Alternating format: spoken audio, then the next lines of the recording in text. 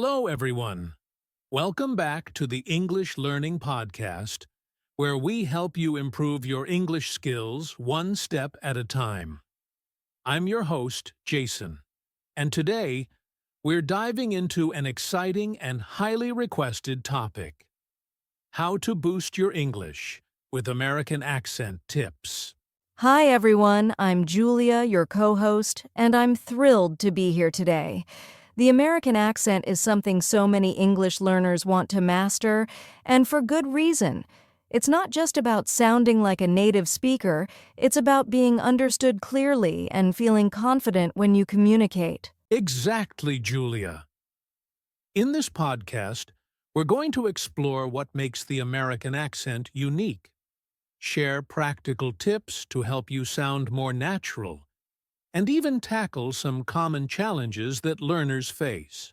And we'll make it fun and interactive.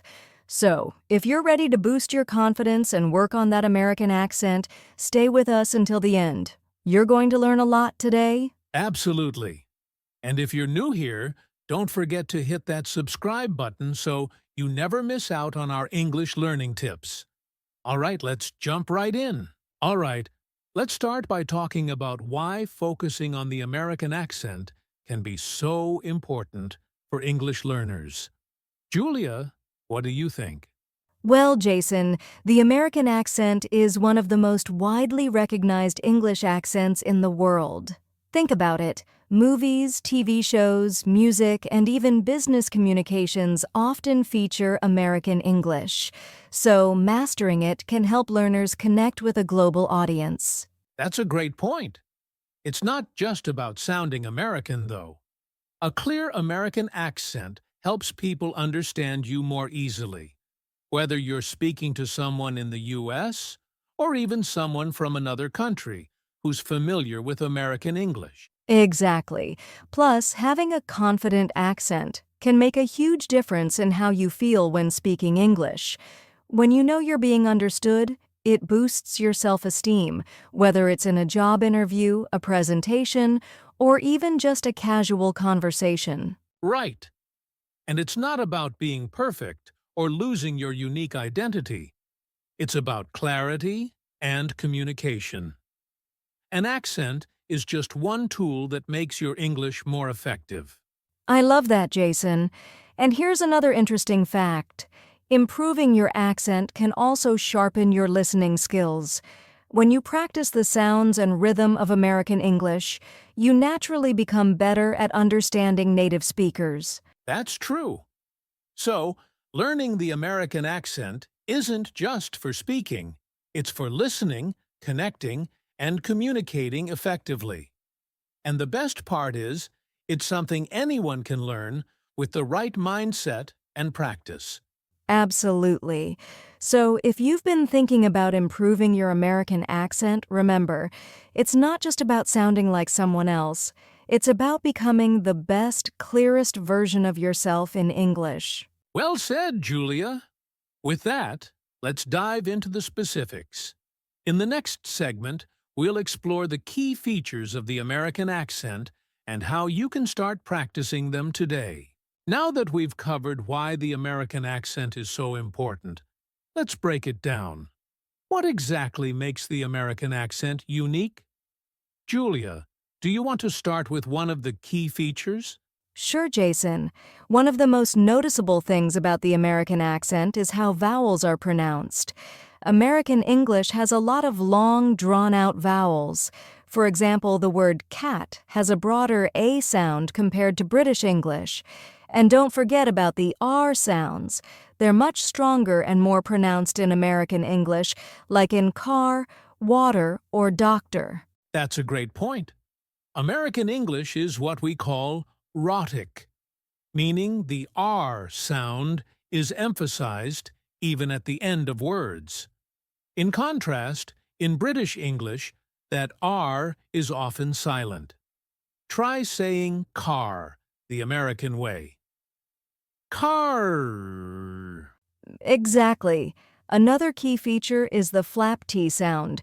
This is when the T in words like water or butter sounds more like a soft D. So instead of saying water, Americans often say water. Right. And that's something that can make your accent sound much more natural.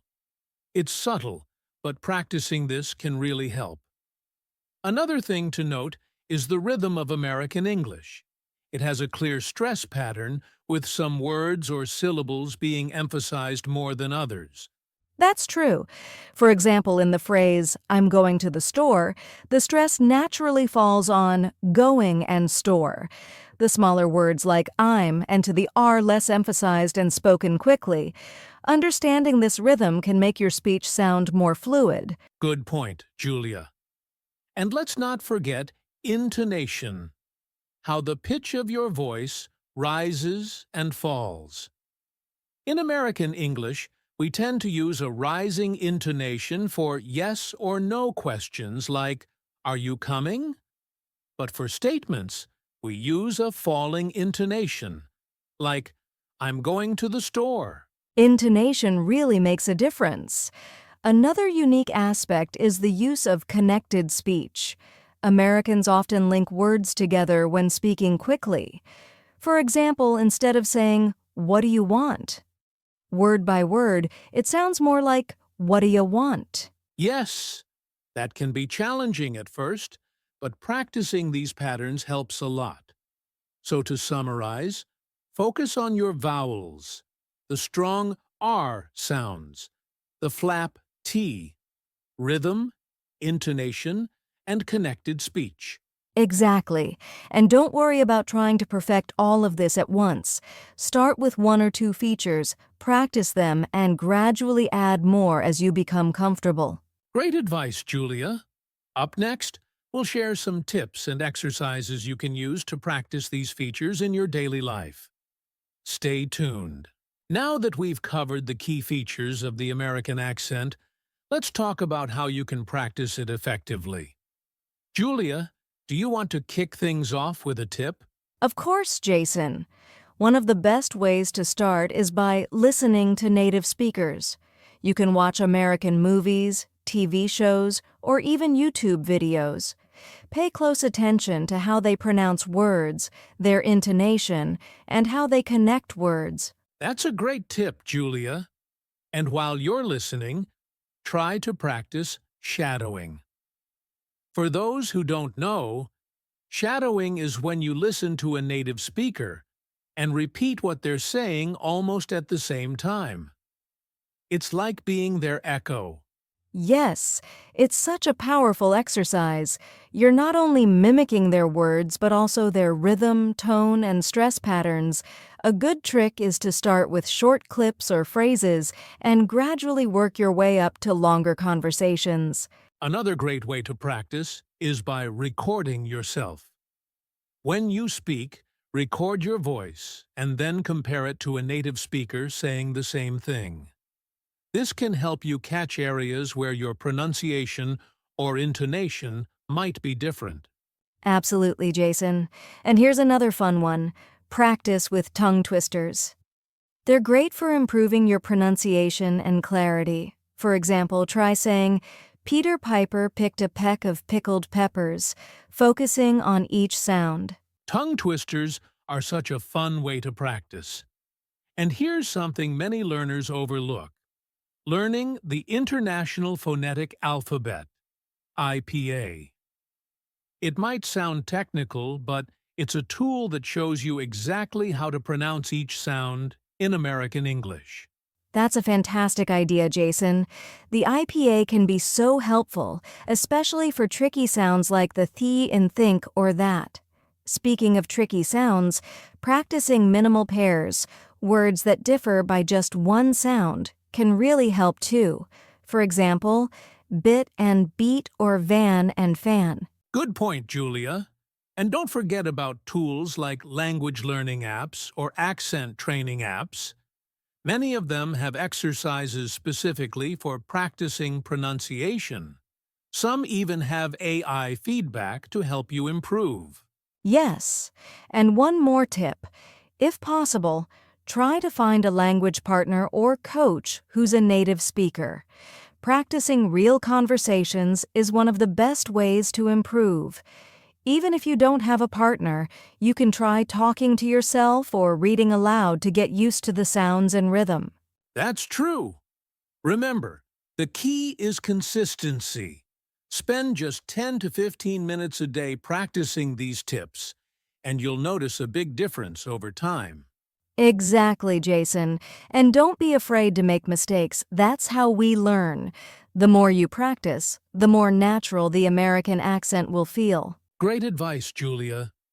Now that we've shared these tips, let's talk about some common challenges learners face and how to overcome them in our next segment. Now, let's talk about something that all learners face at some point: challenges. Julia, what are some common difficulties people encounter when trying to master the American accent? Great question, Jason. One big challenge is getting used to the strong R sound. For learners from non-rhotic language backgrounds like some parts of Asia or Europe, pronouncing the R in words like car or word can feel unnatural at first. That's so true. Another challenge is the flap T sound, where the T sounds like a soft D, as in water or butter. Learners often either overemphasize the T or avoid it entirely, making their speech sound less natural. Exactly. And let's not forget intonation and rhythm. Many learners struggle with stressing the right syllables or using natural rising and falling tones in their sentences, which can make their speech sound flat or robotic. Good point, Julia. Another issue is fear of making mistakes. Sometimes learners are so worried about sounding wrong that they hold back from practicing. But the truth is, practice is the only way to get better. That's so important, Jason. And one more challenge is understanding connected speech. Words like going to becoming gonna can confuse learners, and they might struggle to replicate the same flow in their own speech. So true. But here's the good news. Every one of these challenges can be overcome with practice and patience. Start small. Focus on one area at a time, like the ER sound or rhythm, and gradually build from there. And don't be afraid to ask for feedback. Whether it's from a teacher, a language partner, or even an app, getting corrections is a great way to improve. Absolutely, Julia. Remember, it's not about perfection, it's about progress. With consistency and the right mindset, anyone can master these challenges. That's right. And in our final segment, we'll wrap things up with some final thoughts and encouragement to help you on your journey. Well, we've covered a lot today. From why the American accent matters, to its key features, practical tips, and even how to tackle common challenges. Julia, any final thoughts for our listeners? Absolutely, Jason. Remember, improving your accent isn't about losing your identity. It's about being understood and feeling confident when you communicate. Focus on progress, not perfection, and celebrate your small victories along the way. Well said, Julia. And to all our listeners, consistency is the key. Even just 10 to 15 minutes a day practicing your accent can lead to big improvements over time. Exactly. And don't forget, there are so many resources out there to help you. Movies, podcasts, apps, and even this one you're listening to right now. Speaking of resources, if you enjoyed today's podcast, be sure to subscribe to our channel and check out the other episodes in our playlist. We've got plenty of tips and conversations to help you on your English learning journey. And we'd love to hear from you. Let us know in the comments what tips you found helpful or what challenges you're facing. We're here to help. That's right. And don't forget to like this video and share it with anyone else who's learning English. Together, we can all improve. Thank you so much for joining us today. Keep practicing, stay positive, and we'll see you next time. Take care, everyone, and happy learning.